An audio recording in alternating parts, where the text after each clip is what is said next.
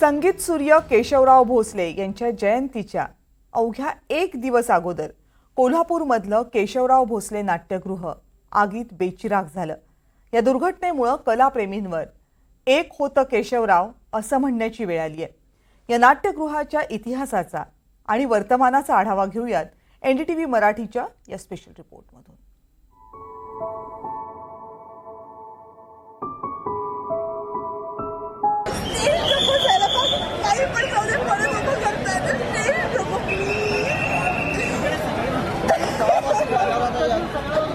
घरातला माणूस गेल्यावर काय वाटतं, घर जाळल्यावर काय वाटतं, आपण फक्त पाठीवर हात ठेवतो ना, ज्यांचं कोणीतरी गेलं। खरं म्हणजे या ठिकाणी एखादा नाट्यप्रयोग करणं म्हणजे काशीला गेल्यासारखं असायचं, त्यांना पुण्य वाटायचं। ज्या वास्तूनं कोल्हापूरला समृद्ध केलं, ज्या वास्तूनं कोल्हापूरची कला रुजवली, ज्या वास्तूचा पाया राजर्षी छत्रपती शाहू महाराजांनी रचला, जिथे डॉक्टर श्रीराम लागू, निळू फुले, यशवंत दत्त, प्रभाकर पणशीकर, प्राध्यापक डॉक्टर लक्ष्मण देशपांडे, चित्तरंजन कोल्हटकर, शरद तळवलकर, भक्ती बर्वे, लालन सारंग, वंदना गुप्ते, उषा नाईक घडले, त्या वास्तूची काल राखरांगोळी झाली। कलेशी संबंधित असलेला कुठलाही कलाकार असं या नाट्यगृहावर म्हणजे महाराष्ट्रातल्या सगळ्या नाट्यगृहांनी आणि प्रेक्षकांनी भरभरून दिले, पण खूप जास्त काय काय जोडलं गेलं होतं आहे। मला माहीत नाही, परत ते तसं उभं राहायचं, पण ते उभं राहायला पाहिजे त्यांना। घरातला माणूस गेल्यावर काय वाटतं, घर जाळल्यावर काय वाटतं, आपण फक्त पाठीवर हात ठेवतो ना, ज्यांचं कोणीतरी गेलं। कलाकार म्हणजे काय हलके का काय? केशवराव भोसलेंसारखा कलाकार या ठिकाणी घडला आहे की ज्याची त्या काळामध्ये रेल्वेनं ते आपलं नाट्य कंपनी बाहेर फिरवत होते। त्याच्यानंतर कीर्ती शिलेदार, जयमाला शिलेदार असतील, अशोक सराफ, निळू फुले, प्रभाकर पणशीकर, काशीनाथ घाणेकर अशा दिग्गज माणसांनी या ठिकाणी, विक्रम गोखले या ठिकाणी नाट्यप्रयोग करून खरं म्हणजे या ठिकाणी एखादा नाट्यप्रयोग करणं म्हणजे काशीला गेल्यासारखं असायचं, त्यांना पुण्य वाटायचं। केशवराव भोसले नाट्यगृह महाराष्ट्रातलं सर्वात जुनं नाट्यगृह आहे। रोममधील नाट्यगृहांच्या प्रेरणेतून छत्रपती शाहू महाराजांनी या नाट्यगृहाची उभारणी केली। नाट्यगृहाच्या बांधकामाचा प्रारंभ 1913 मध्ये झाला आणि 1915 मध्ये नाट्यगृहाचं बांधकाम पूर्ण झालं। पूर्वी पॅलेस थिएटर अशी या नाट्यगृहाची ओळख होती। केशवराव भोसले यांच्या ललित कलादर्श कंपनीचं संगीत सौभद्र आणि किर्लोस्कर कंपनीच्या संगीत मानापमान या नाटकांनी नाट्यगृहाची सुरुवात झाली।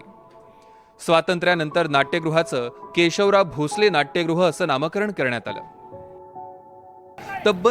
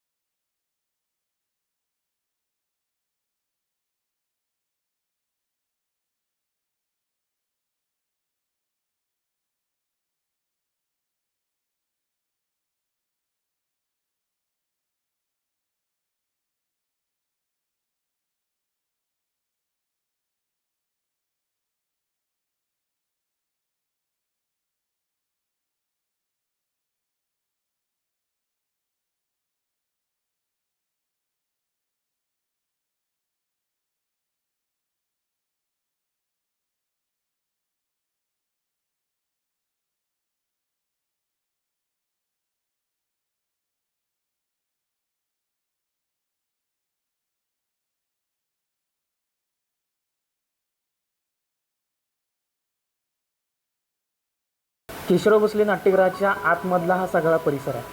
ही भयावह अशी दृश्य आहेत। या केशवराव भोसले नाट्यगृहाचं जे छत होतं ते आगीत कोसळले। यामध्ये काही पत्रे देखील होते, ते देखील कोसळले। आपण खाली पाहतोच, या केशवराव भोसले नाट्यगृहाच्या वर असलेल्या खापरे असतील त्या देखील पडलेल्या आहेत। या संपूर्ण नाट्यगृहामधल्या खुर्च्या असतील पूर्णपणे जळून खाक झालेल्या आहेत. भयावह अशी संपूर्ण परिस्थिती होती.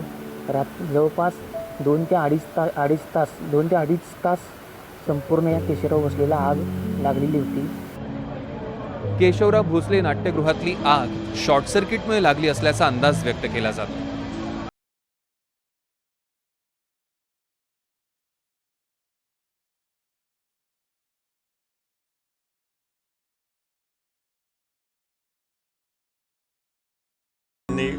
प्रयत्न करावा लागतो. माझं म्हणजे आधार होता. मला घरात मन नाही लागलं तर मी इथं बाकावर येऊन बसायचे. ते कर्मचारी वगैरे त्यांच्याशी बोलत बसायचे. माझा बराचसा आयुष्याचा भाग इथं खर्च झाला.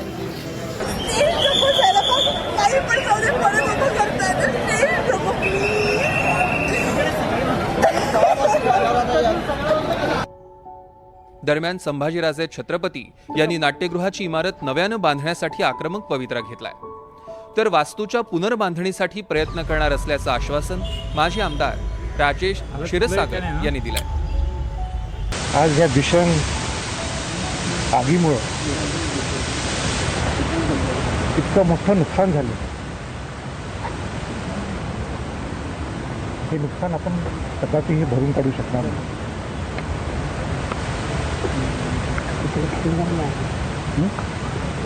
सरकारने तर इथं पुनर्बांधणी करावं आणि तातडीनं केशवराव भोसले नाट्यगृह याची पुनर्बांधणी करू असा मला आणि आयुक्तांना या ठिकाणी शब्द दिलेला आहे.